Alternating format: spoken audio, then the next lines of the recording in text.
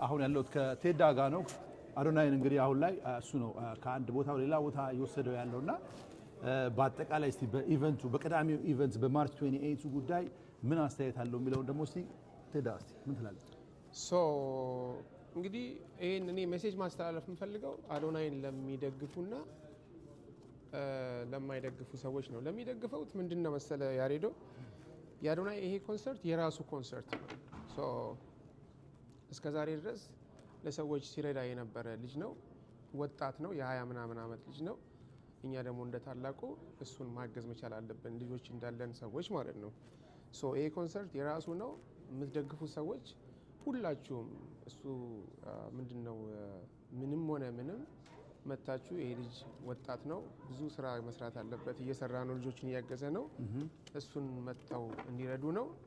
የማታግሱ ደግሞ በጎን ሳይድ ያላችሁ ሰዎች ደግሞ መንፈሳዊ ቅናት ኖርማል ነው። አክቹዋሊ ያሬዶ መንፈሳዊ ቅናት ማለት አሁን አንተ ወይም ደግሞ ሰምባዲ እንደ አዶናይ ፌመስ ልሁን ብሎ ማለት መንፈሳዊ ቅናት ነው። ግን የሆነ የሚሰራውን ነገር እንዳይሰራ የማድረግ ግን ይሄ ትልቅ በሽታ ነው። ትሪትመንት ያስፈልገዋል ብዬ ነው የማስበው። ብዙዎቹ ደግሞ የሚገርም ነገር እኔ ሳያቸው ትልልቅ ሰዎች ናቸው። እኔ እናትና አባቱ ትሆናላችሁ እና ለልጆቻችሁ እንዴት እንደሆነ ያሳዝነኛል። በእውነቱ ነው ነገር ልጆቻችሁን መስማት አለባቸው። ይሄ ልጅ የ20 ምናምን ዓመት ነው።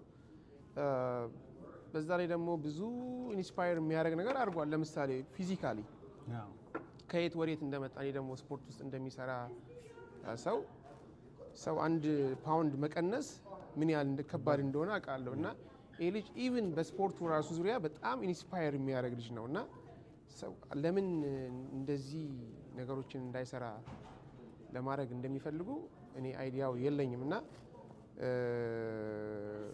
ሌላው ነገር ምንድነው የሚለውን ነገር ደግሞ ጠፋኝ ሀሳቤ። ቀጥልበታለሁ አቲንክ ይመስለኛል። ያ በጣም አሪፍ ነገር ነው የተናገርከው። እሱ የምትቃወሙትን የምትደግፉትንም ይደግፋል፣ ችግር የለበትም። የምትቃወሙትን የምትተቹትን ሰዎች እሱ ጋር ብትመጡ ሕክምና የምታገኙ ይመስለኛል። በጣም ትልቅ አባባል ነው። እና ይሄ 28 ኢቨንት ላይ በተለይ ልጆች ያላችሁ ለልጆቻችሁ ያንግ ስለሆነ ብዙ እዚህ ሀገር ተሞክረዋለሁ ኖሮ ነው የሄደው እዚህ አሜሪካ ነገር ያውም እዚህ ዋሽንግተን ዲሲ እና ልምዱን መታችሁ ቅሰሙ። በዛ ላይ ለምትወዱትም ሰዎች አድናቆታችሁን በዚህ አጋጣሚ መግለጽ ትችላላችሁ። ቅዳሜ ማርች 28 ኢቨንት በምን ቲያትር ነው? ዋርነር ቲያትር ነው።